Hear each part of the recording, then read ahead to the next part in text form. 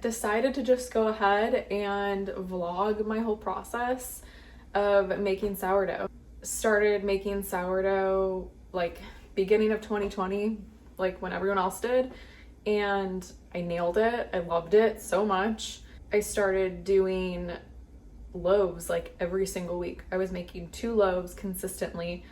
It turned out so well, and then kind of fizzled out. I was like, I don't have to make 2 loaves every single week. I tried to cut back, and then at one point I just kind of got out of it. And my sourdough starter, which if you're not feeding it constantly, you want to keep it in the fridge so it's not going to die. The living thing, so it needs to be fed consistently, and if not, it needs to be kept in a cold environment, and I did not do that.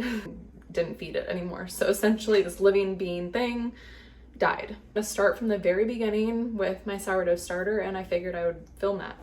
Step 1, be right back.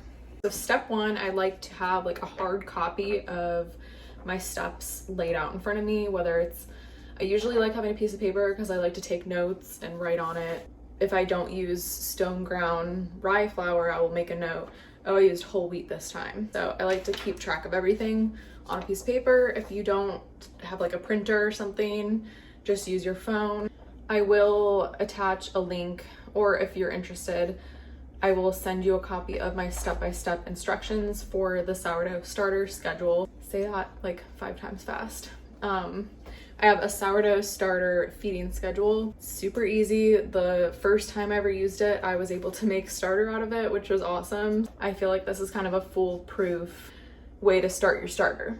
The first time I ever tried to make a sourdough starter was a huge fail. I used another person's step-by-step schedule and nothing happened of it. Turned out really bad. I gave up, and then that's why I didn't try until, COVID happened. Okay, so first things first is you want to have a few important things, which would be a scale, a thermometer, and filtered water is important. Something to heat some water. So I like to do it on the stove. It's easier for me to bring the water to the temperature that I need it. And typically you would just use lukewarm water for this, but since it's freezing outside, our room temperature water isn't gonna be anywhere near that. So I'm gonna have to bring my water to 85 degrees, which I'm gonna go ahead and just weigh out 150 grams of the lukewarm water.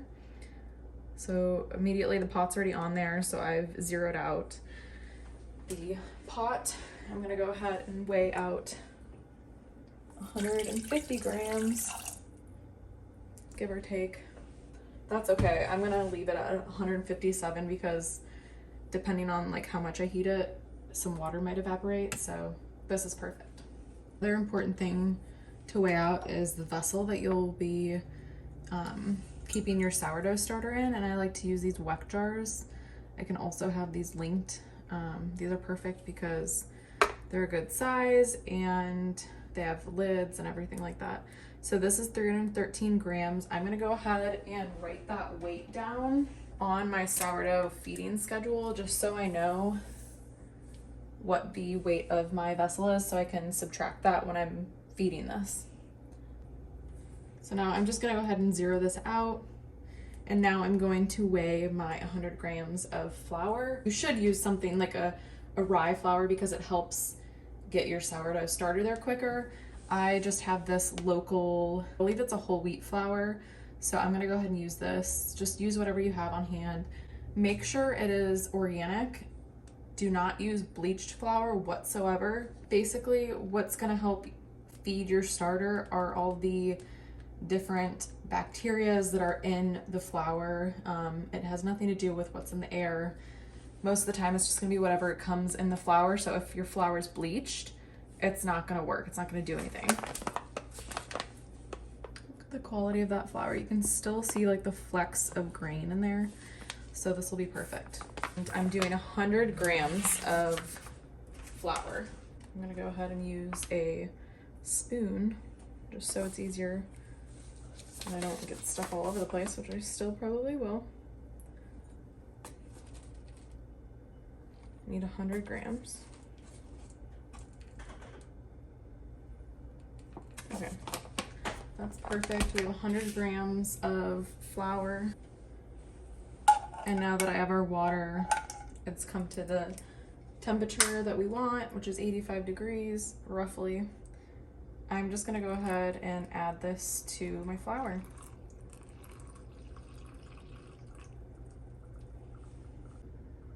Just to give you a good look at what's going on here, all I did was add the water straight to my flour. I have about 150 grams of water that's lukewarm and 100 grams of my whole wheat flour.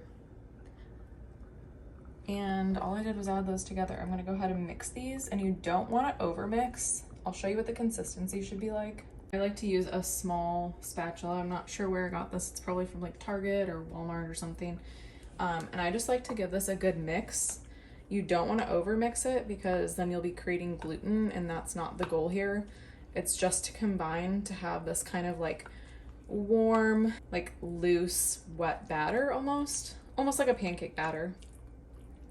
And all you want to do is mix until there's not really any like floury lumps. That looks pretty good. Still kind of like wet, but it's not quite a dough yet.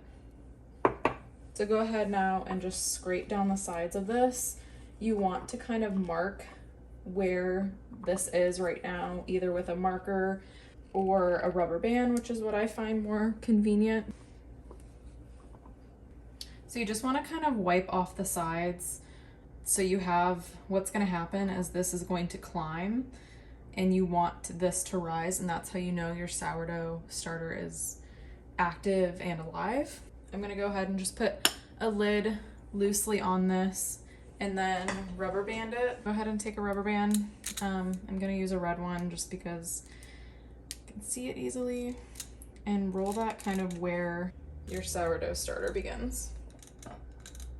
So you can already see this is where my sourdough is going to start, and I will show you tomorrow evening. I want to do it at the same time roughly each day. So we'll see kind of where its rise has been and where it's fallen. You can already see it's getting kind of steamy in there, and that's perfect. That's just what we want. Now you want to put your sourdough starter somewhere where it's warmer in your kitchen, preferably an oven that's turned off. I like to have the oven turned off and closed and with the light on. That light in the back of the oven is going to warm up the oven just a little bit to the point of where you want this to be. I also keep a temperature gauge in the back here, and that's kind of helpful just to see and just to make sure this isn't getting too warm in here with the light on. All right, take like 3. Okay, my process.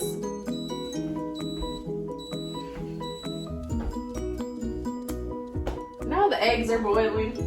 Am I looking at the right place?